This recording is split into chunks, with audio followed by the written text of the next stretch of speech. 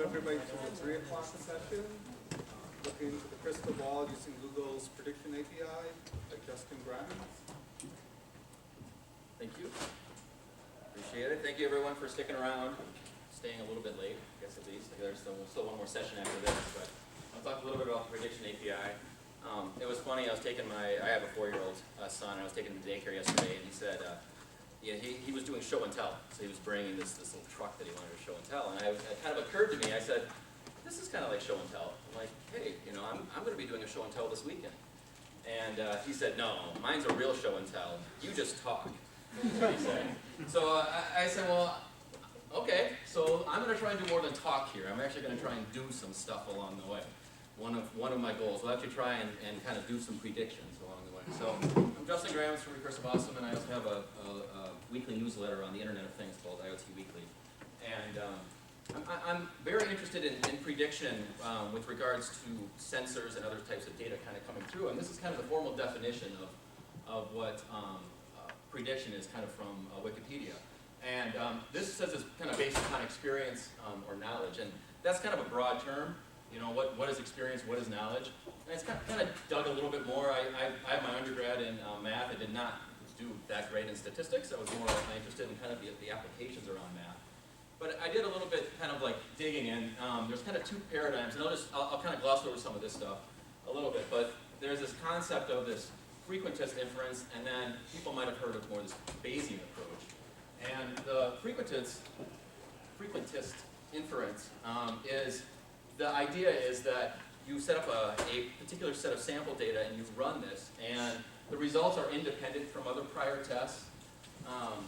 The parameters and constants kind of remain consistent throughout the test.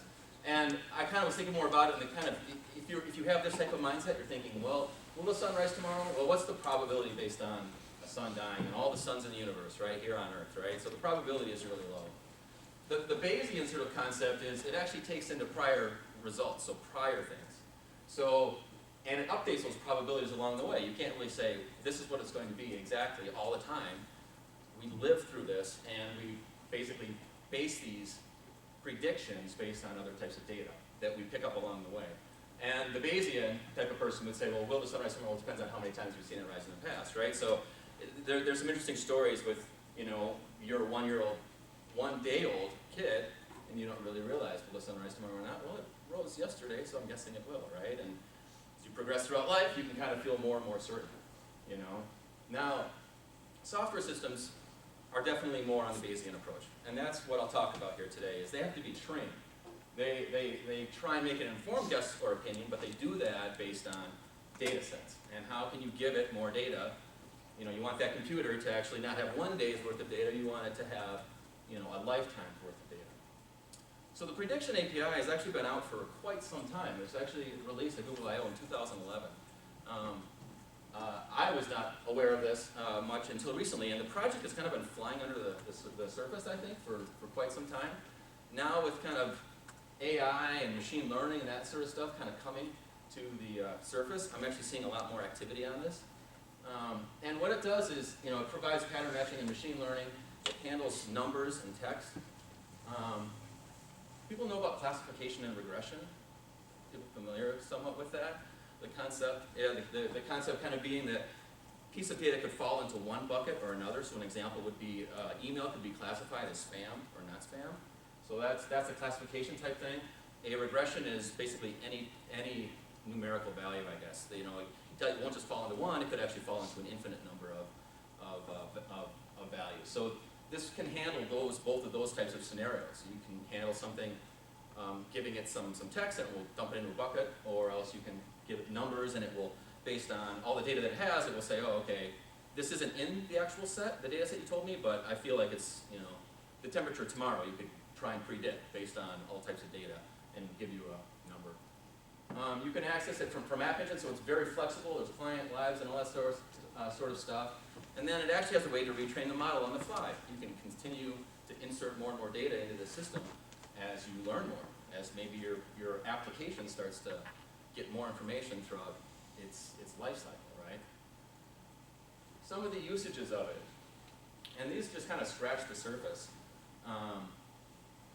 customer sentiment, right? If you have a website, you're basically capturing reviews, product reviews, right? You can start getting a sense for, are these positive, are these negative, even counts and stuff like that. This classification type of thing I was talking about with regards to spam or no spam. Recommendation systems, based on stuff that the system will have seen in the past, it can start actually saying, oh, okay, I recommend you start doing this to your customers. Other sorts of like suspicious activity identification. You can start pulling in network traffic, bandwidth, data, stuff like that, moving within your organization and start being able to flag things based on probabilities and stuff like that. So some really, really cool aspects and really, really cool applications that can be done in a bunch of different ways. So what's really involved with this? And one thing that I've been kind of more and more working in sort of this data area. And the first bullet I found is one of the most important things to do actually, is actually trying to define what you're trying to accomplish. When I sat down and started thinking about this talk, I started thinking about a couple different applications that I could do with it. And I ran through a couple different scenarios and some of them fell flat on their face. And it was because I really was trying to look at, okay, what's the outcome of this? And as I've been working a little bit more with this, a lot of times you're thinking, oh, okay, I have a feeling as to maybe the type of data that I want to have at the end. Well, how can I kind of step backwards through it? So first thing you want to do, it might seem drop dead simple to define what you're trying to accomplish, but that is definitely something you want to think about once you start kind of digging into this type of stuff. And that kind of applies across the board with any type of data analysis you're going to be doing. Then you try and find training data. This could be data that you generate. What we're going to show today, I'm going to show 3 examples. It's actually open data. It's out there on the web for free. But try and finding the training data and then formatting it in the way that this system will take it in. It's very simple the way it takes it in. It takes it in a CSV. But a lot of times there's other types of extraneous data that's in there, and I actually had to write a number of little Python programs to kind of strip out data that I didn't want or move columns around and stuff like that. So that can be like some of the hardest part. Then, you upload your training data to the cloud storage. So this actually requires that you actually have a cloud storage account on Google. The training sets can be small and big, you'll see. Then you point the system at it, basically tell it, I want to train against this type of data. And then you send queries to your model. And then this point I was talking about, you can actually add additional data with new information gained. So you don't need to retrain the entire model, you can basically start sending in updates. Here's new data that I've learned over the course of time. They also offer this thing called a hosted model. I won't spend too much time on this, but if you create a model or have some type of data set, you can actually create this model and then you can sell it to other people. So you can charge per query basis, and that's where I think they were planning on going with this. There appears to be a wait list. I think the wait list has been out there for like 3 years. So I don't know if anyone is actually doing this. They actually have a couple prediction, or a couple hosted models out there that are hosted by Google that are free, that are pretty trivial sort of stuff. But I think the idea is that you could build your own data set and could possibly make some money off of this, charging kind of like a per transaction fee, which seems really interesting to me. I hope that they move forward on this. So how do you actually get it to train?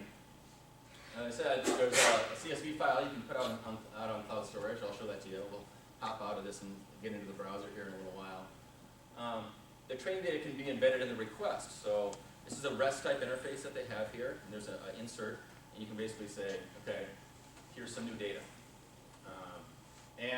The problem is that it's limited to the size, basically, of it. HTTP header less than 2 megabytes. So it's basically pretty limited. If you want to do some sort of small type stuff, this works out well.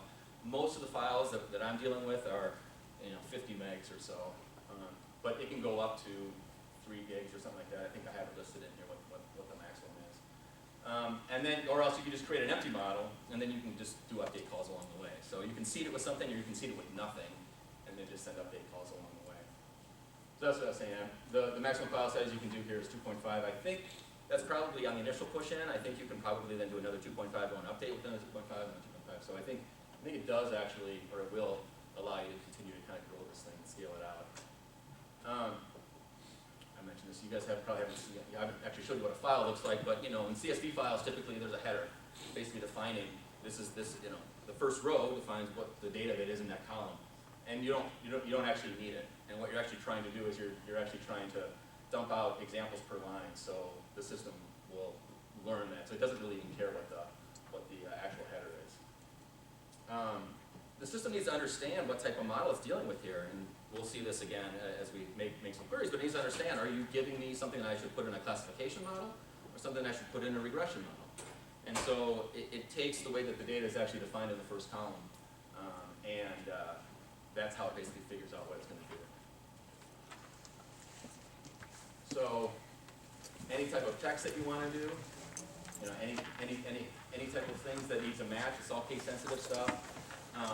You know, there are numbers that are basically handled inside here, but if you put in something like this, which I'll show you an example of this, I actually ended up putting the quotes around some stuff, and I was querying the thing, trying to figure out what the heck's going on, and actually ended up classifying those as kind of literal, you know, strings. So, yeah, it's, you're okay if it realizes that it's a number inside there, but the moment you put a space in or some other word in there, then it kind of instantly becomes a string. So here's an example I was kind of trying to get to here. This is an example of what a file might look like, of what a CSV file that we'll be pushing up. And as I said, there's basically an example value, so it's going to be looking through this as, here's the answer I'm going to return to you at some point.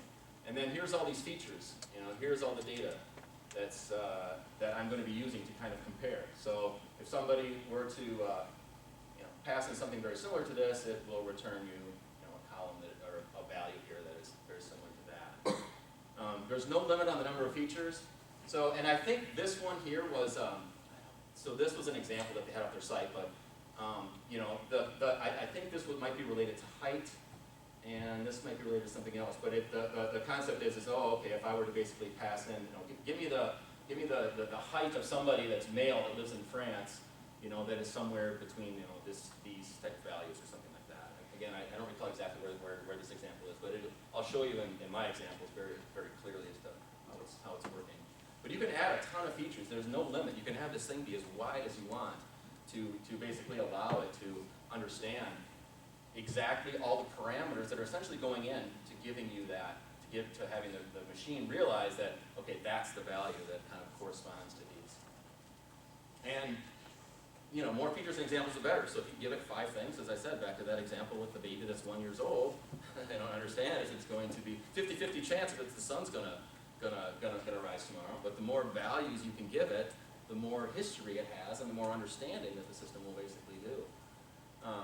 They're very secretive as to exactly what happens behind the scenes. A number of people have asked about it on the Google user groups, like, so what type of statistical model are you using? There's a number of different models that people could be using, or that Google could be using for this, and they haven't really told you. And so typically what they're doing is, most people are thinking that they're using what's kind of known as an ensemble model. They're taking a number of different approaches and to kind of arrive at one final answer with you. It also takes time. For 16 megabytes, it took 1 hour. I have some files that were like, you know, some of the nice try data, and even in some of the examples that I'll get to, those files were like 250 megs, right? So it would take many hours. So I actually ended up just kind of truncating them down and working with a much smaller sort of like subset. Typically they say if you have about 100,000 records or so, you're doing fine. So you don't really need to kind of load in the entire world. Do they tell you how accurate the model is? You split the data into between training and test and then verify with the test data? Can you explain to me again? Like, Correlation, so if you put in 10 records, yes. take 6 and train with that, and then test the model with 4 and say, oh, 90% of the time you're right. Yeah, no, they don't provide that to you. I haven't gone through that exercise in detail to see how close it is. They do. I will touch on this on the last slide, but there was a thing that was posted on the group just a couple days ago when somebody actually took this specific data right here and ran it through, and they didn't get 1.71 back, right? And so, but the response to that is that there's this concept called overfitting in statistics that is, you can try and create this model so close that if somebody gives you this exact data, you're always going to return these specific things. And Google's response to that is that's actually the wrong way to do this. You actually want to average this out. Yes, you think in your mind that if you give these exact same parameters, it should always give you that, but it actually is not the right way. That's not the way the system's built to do that. So you're never going to, back to your point, you should find some type of relationship there, but it's not going to be exact. And from their standpoint, it should never be. So, certainly you guys remember Karnak from the old Saturday Night Live, from the Tonight Show, Johnny Carson. And that show, they would basically, they would say the answer, and then he would pick it up and say the question, right? So Ed McMahon would say an answer, and then he'd flip the card, or he'd basically think about what it was and tell you what the answer was. And in some ways, as I was kind of working through some of this stuff, that's kind of what it feels like, because you're actually, defining here what the questions are going to be, and you're feeding it all those types of data, and then you're going to define this side, and it's going to spit back to you basically the value that matches that. And this is some example data here that they have as well, which is, so just take a quick look at this. You've got city, you've got day of the year. You can't actually put in January 1st or anything like that. What this actually needs to be a number. It's a number of the day of the year, date of the year, and then what the weather is. So if you were to actually query this with a particular number, Seattle, 288 days of the year, sunny condition, it might give you back a value of like 62, because it basically has ended up kind of figuring this out. As I said, it doesn't need to match any values in the data set. This is what a regression model is all about. It's figuring out that, okay, based on this data, okay, it probably fits somewhere in this range, And so you fill these models with all the columns, and then you essentially query it with one of the columns missing, is what you'll see, is kind of the paradigm that it follows. Classification model works very similar, same way. You've got kind of two columns here, and you're defining something as spam and something as ham, and you're just giving it a bunch of words. And so if you go ahead and send it in a query of lose weight now, maybe you have lose weight fast, right? The system kind of realizes, oh, this is falling more towards spam. I'm going to classify it as spam in this case. Any questions so far on this, though? Might make more sense as we basically get into it. Some tips and tricks that I found along the way is, always put something in each feature. You shouldn't just leave something empty out there. There should always be consistent data. Include all the features that you know about. Like I said, the more you can include, the better. Make sure you have time to ensure that all the values are actually correct. I found in a number of the data sets that was actually, since some of these things are so big, you can't really pour through, a couple hundred megabytes of stuff. So that's why I like to deal with sort of like a subset, and then actually try and take a look at it and see exactly what I'm looking at. And I found some anomalies in some of the stuff that I'll bring up and show with you that I actually don't have an answer to one of them yet. But if you have exact numbers, go ahead and use them. If you want to get more fine grained, back here on the temperature, for example, go for it. Call it 52.5 if that's what it was. The more you can narrow it in for the system, the better. And then this says, try to have at least a few hundred examples for each category. I would say try and have at least a few hundred, 1,000 examples, really. So let's actually talk about some data. Let's actually talk about some of the stuff that I ended up finding out there. I can show you kind of what I did with it. So one thing is the Nice Ride. People know about that. There's little pedal bikes that go around. So they actually capture data on that on every ride. Ever since it started. And it's actually free. It's out on the website, the Nice Ride website, so you can download all this stuff. And it has a bunch of information with regards to how far the ride was and where it started and its endpoints and stuff like that. So based on the starting station, let's try and predict where these bikes are going to flow throughout the city. Would be something that I think Nice Ride would like to know, because they have to pick up those bikes and move them back to other locations.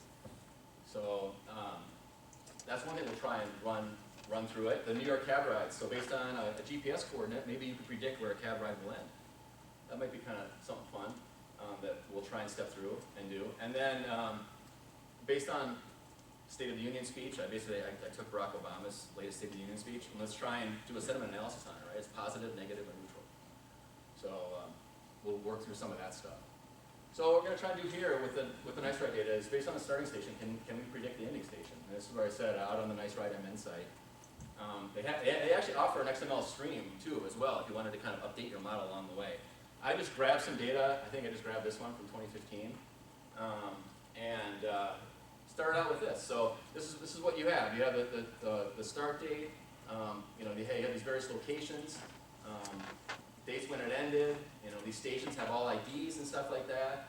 The duration in terms of how much time was on the bike, and that would be kind of fun too, right? There's like the world completely blows up in my head as I start thinking about this. Well, could we predict how long people are riding these bikes? You know, not just where they're riding to, but maybe how long they're going to be riding their bikes based on their starting location, right, throughout the city. And so they have other types of stuff, but this is kind of what the data kind of like look like. And I ran through. I won't go into details. I mean, I was thinking about showing you guys the Python scripts and all that sort of stuff, but that's like getting way too much into the weeds. But what I basically did was I got rid of a lot of the other crap around it and basically put in, you know, start points, the starting station IDs, and then the ending station IDs. And then I ended up realizing that what I really wanted was more of a human readable, you know, version of this. So I actually wanted to pass in, you know, Logan Park and have it tell me specifically what it came back, not just this. By the way, if you were to pass this in without commas around it, it would you know, view it as a linear regression type thing, and it would start giving you numbers in between, right? You know, if you were to pass in this, it would look at the numbers on the other side and be like, well, okay, you're probably at 30,000 and you know, and 5 or something, which would completely be irrelevant. So and again, these were things that I started learning as I was kind of going along the way, and I actually had to end up putting in quotes, and I'm like, well, why don't we just do this? You know, let's do this. So this is basically the data set that I ended up training. And what you do, this is a kind of like a screenshot of the process. Maybe I'll walk through the process, and then I'll actually hop off the browser and kind of show it to you as well, more in real time. We're not going to train this because, again, it's going to take an hour. We're not going to sit around and do this, but I have already trained the model. Basically what you do is you go out to the prediction API. I've set up a project, which I'll show you guys as well. Give it an idea of what you want to name this model, how you want to refer to it when you actually end up making predictions against it, and then a location of where your data is, and basically say authorize and execute. And you get back a JSON response saying, you know, we're working on it. This is pretty much what it looks like.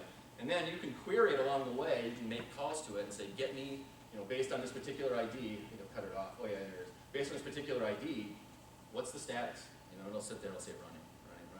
And then once you end up, after it chunks along for an hour or so, you'll actually get a response back that says that it's actually done. Like that. Now there is this classification accuracy, which I wasn't sure if that's what you were getting at. I haven't dug into this, you know, but there are extra parameters that come back on this stuff that kind of tell you, here's how many you gave through, and here's maybe how accurate we think it is. And as I kind of said, I forgot to put the values in quotes, you know, to begin with. So I saw that it would, you know, when I did that, it actually said regression or whatever it says. I think it said, yeah, I think it's a classification or a regression model. So I realized something was wrong. So I'll show you. We'll hop out to the browser. It's going to be kind of weird because it's like huge on the screen here, but hopefully we can find a couple different fun things to look at. So I'll just kind of hop around here. Here's the Google Cloud Platform, their dashboard, if you haven't been familiar with it. So I created a new project in here, and it gave me an ID, and this is the ID that we'll be using to query and add other stuff to the API.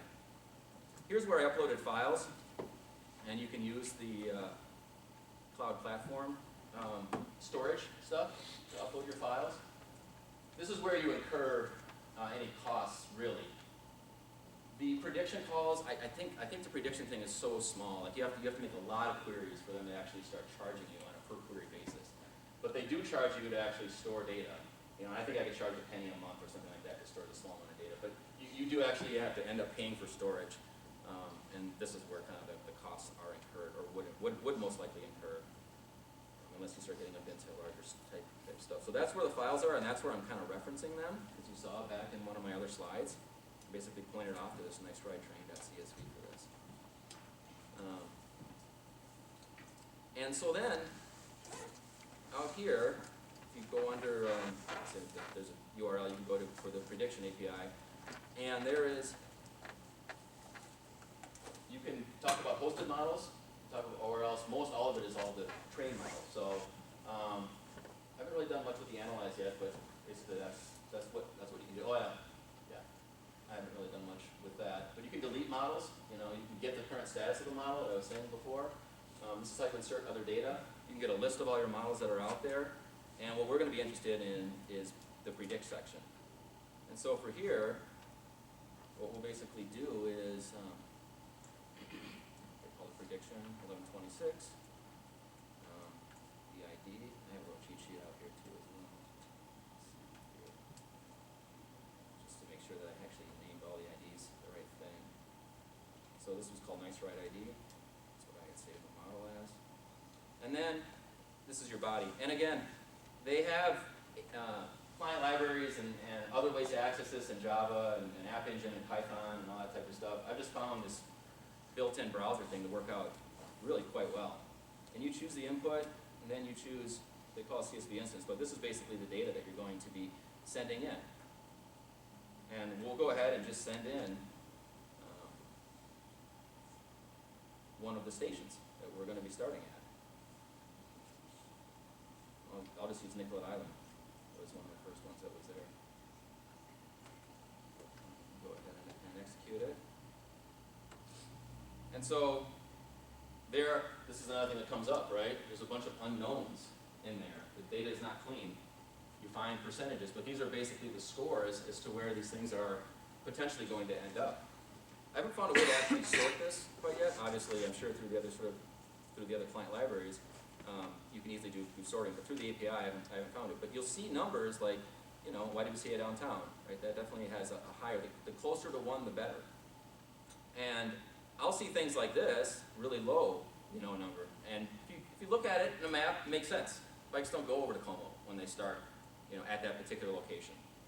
You know, these locations are IDS Center, right? So going from Nicollet Island to IDS Center, definitely reasonable. So I haven't figured out, found a way to actually kind of validate a lot of this data, but it passes the sniff test. You know, what I've seen in my testing of it. And again, you know, this could be very valuable. This would be very valuable, quite honestly, for Nice Ride, to be able to allow them to run this stuff either in real time or in batch mode and try and get a better picture as to where bikes are going throughout the course of the year.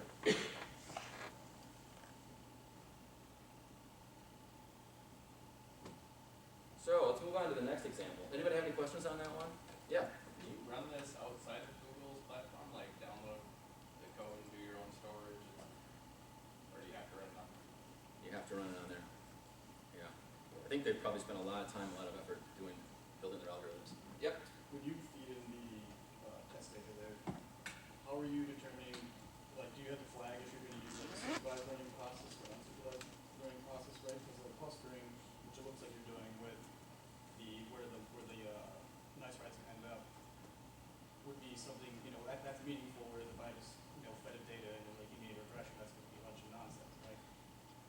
You mean, so I passed in the word Nicollet Island, and it basically Right. went. What learning technique are you using here for like this analysis? Like, how does the API know what model to use this data against, right? I don't know. Okay. It's a black box. Yeah. So Google is they're very secretive about that. So I have no idea how they're doing it. That's a plus and a minus. You know. So for my company, I don't have a PhD in statistics or machine learning or data analysis. So I love this. Essentially, I can utilize something like this to give me an answer. But you're right, it's very scary. It's like, well, I don't know. And to be honest, you know, they could be totally wrong. And I've just fed it, you know, 100,000 records, and it's off. and I really don't have a way to really know. So you kind of take the good with the bad in some ways on this. So can we predict the movement of New York City cabs? Right, this would be kind of fun too to take a look at. This is where I started. You'll see that I ended up actually having to solve a different problem because of limitations in the API. But New York City actually has cab ride data for every cab, and they have it going back for a number of years.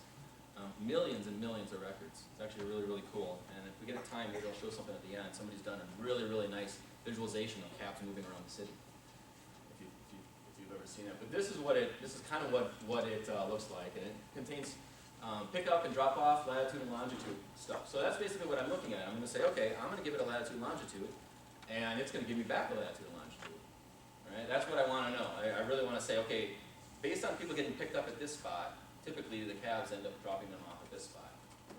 The biggest problem you run into here is 2 inputs and 2 outputs, and that's not going to work.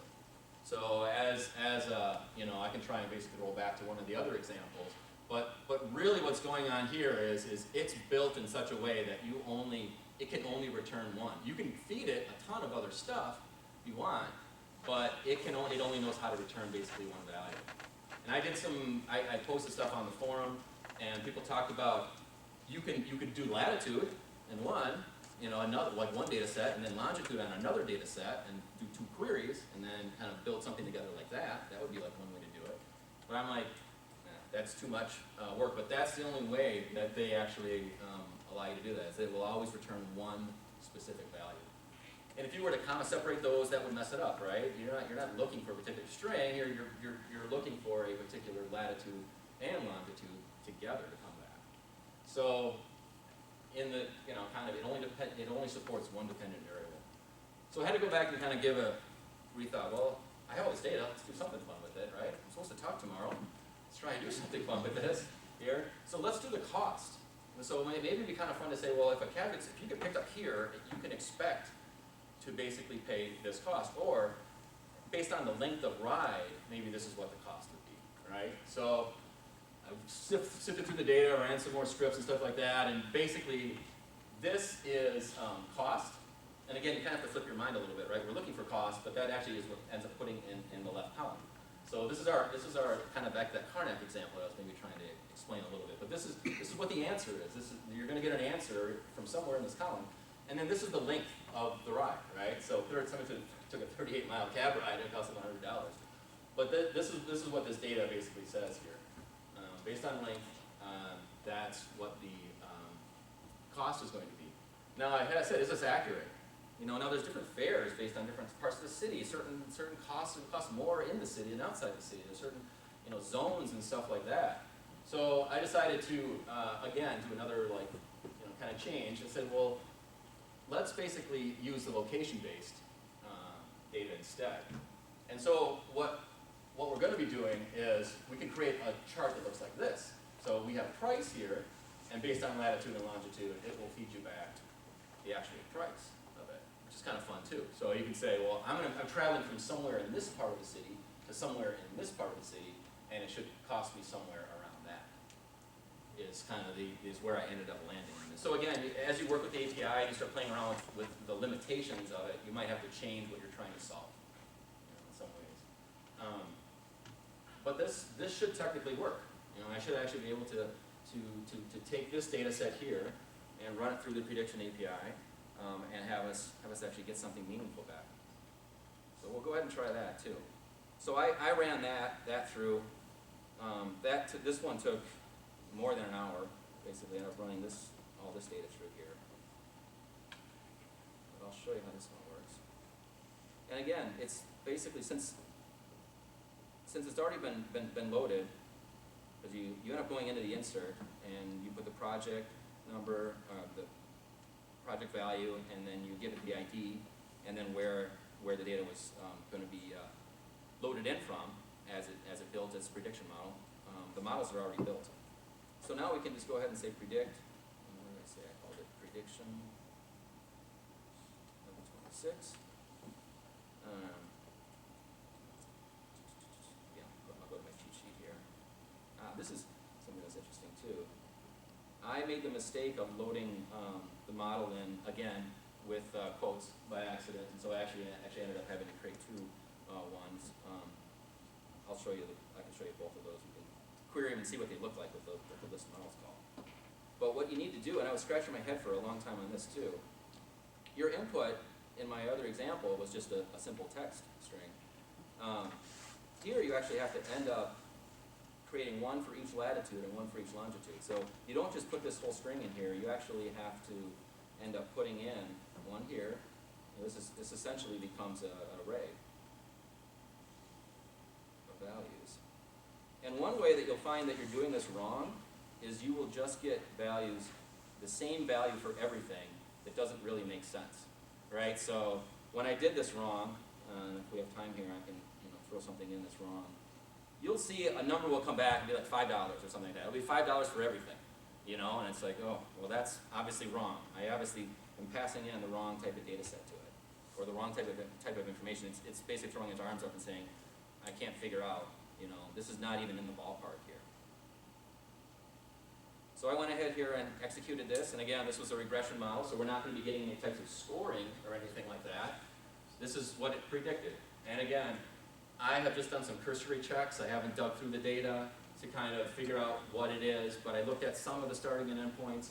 The next step of this would actually be, if I had more time, would be to actually put this on a map, right? And actually allow you to click 2 points. Wouldn't that be really cool if you could basically bring up a map and go click, click.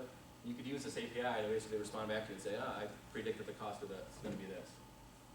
Somebody told me that they do this at Uber already, right? That you can basically say, this is where I want to go. Uber will basically give you a cost ahead of time. So taxis are behind in that, but maybe they could get more up to speed on that. Maybe there could be some type of a solution where, you could figure out, am I getting ripped off, right? At least the prediction API could tell you some type of information with regards to that. So that was kind of fun too, as well.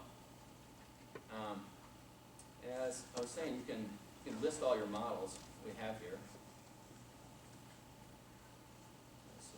So you'll see.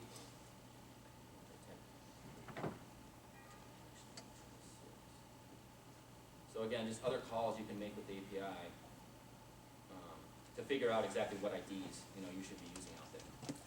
So the last one that we'll end up doing here is kind of sentiment analysis of a speech.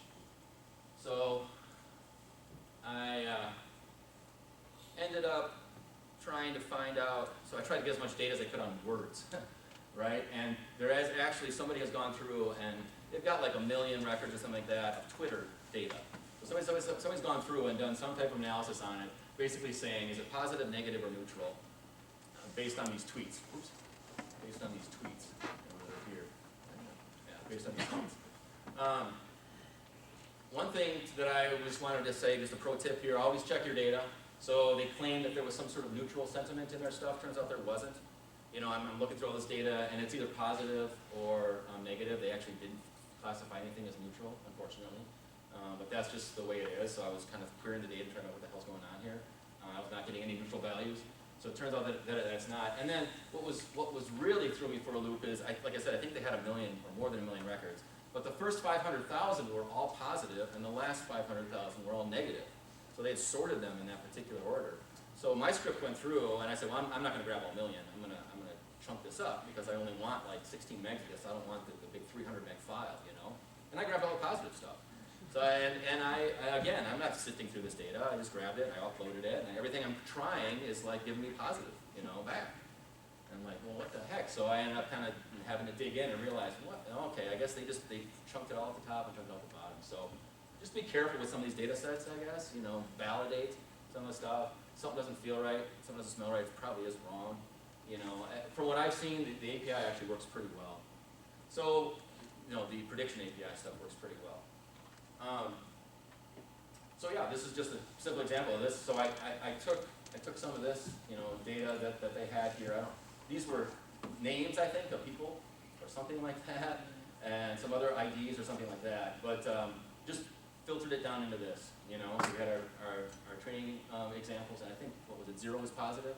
Well, 4 is positive, 0 is negative, right? So this is just an example set that I had here.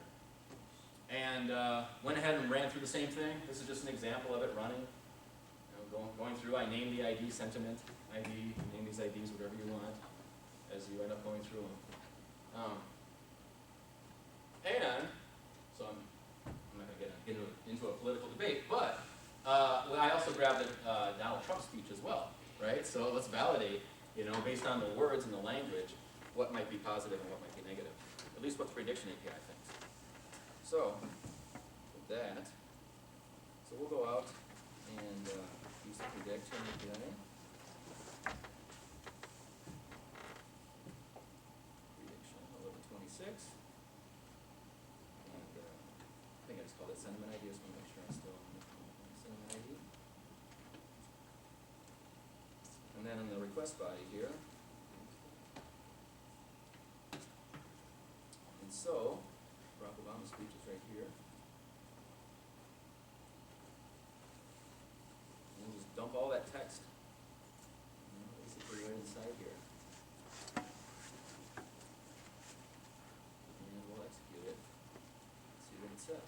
So there's all the text, because it spits back to you basically what your input was. And here's what this is what it thinks it is. So overwhelmingly positive. Kind of expect that, I guess, right, from a State of the Union speech.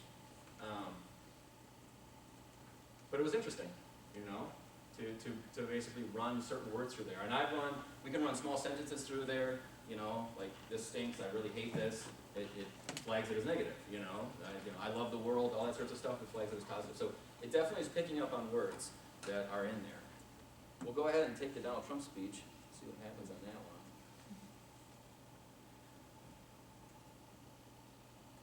So we'll go back here. See, I think it's changed the text that's in here. Paste that in there. Execute it. Overwhelmingly negative. Now, nothing against Donald Trump. I think any challenger, you know, would definitely paint a negative picture of the current administration.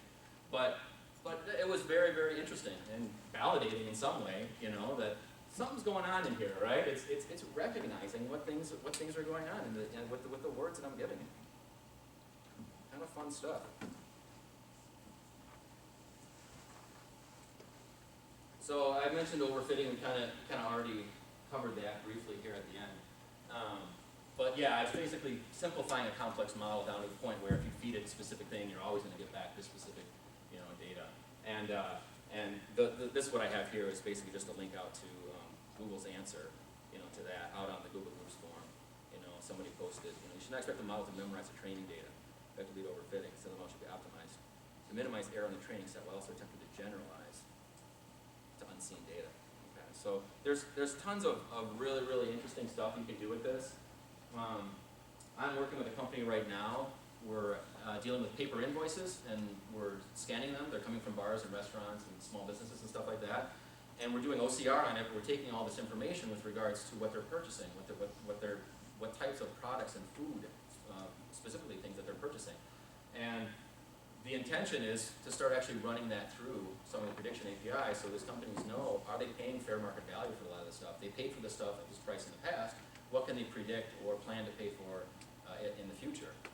It's also flipped that model around too. The people that grow the food, the people that sell the food, not sort of like the middlemen, but the actual companies that are kind of that are selling to the middlemen. Now they have visibilities and kind of insights into what's going on at the endpoint, you know, with regards to the customers. And so we're going to start doing some really interesting stuff with regards to playing around with the prediction API. But I mean, just like I say, look around you, you know, start thinking about things. Well, if I can grab a little piece of data or some type of stuff, this might be an interesting thing to kind of play around with.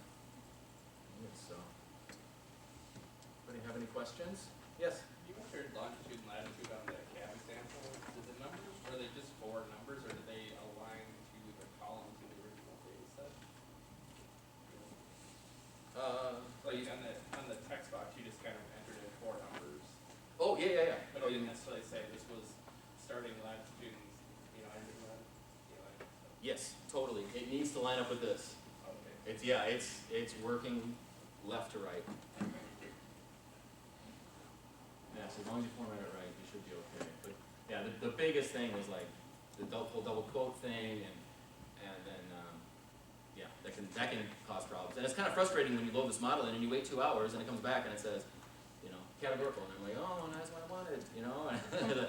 Oh, okay, that's right, you know, I understand. Now I need to write another script to rip out, you know, quotes and stuff like that.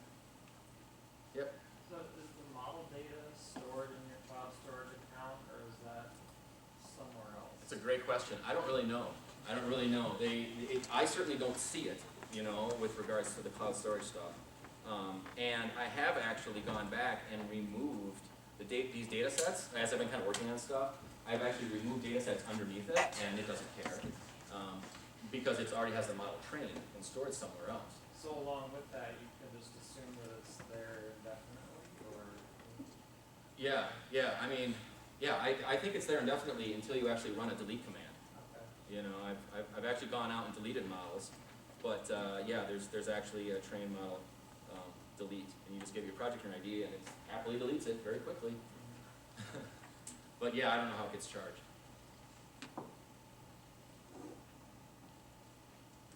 You good? Well, cool. Thank you, everyone. Appreciate your time.